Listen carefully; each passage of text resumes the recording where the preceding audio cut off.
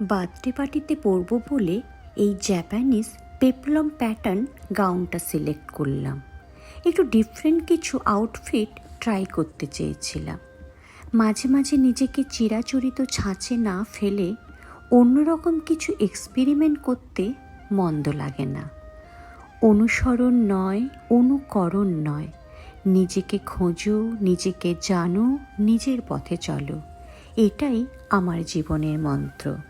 যাই হোক, family, friends, colleague সবার সাথে আজকের দিনটা খুব আনন্দ করে কাটালাম। আর হ্যাঁ, জন্মদিনে তোমাদের রাশি রাশি শুভেচ্ছা পেয়ে আমি সত্যিই আপ্লুত। তাই ছোটদের আমার অফুরান ভালোবাসা আর বড়দের বিনম্র প্রণাম জানিয়ে আজকের ব্লগটা আমি এখানেই শেষ করলাম। ভালো থেকো সবাই।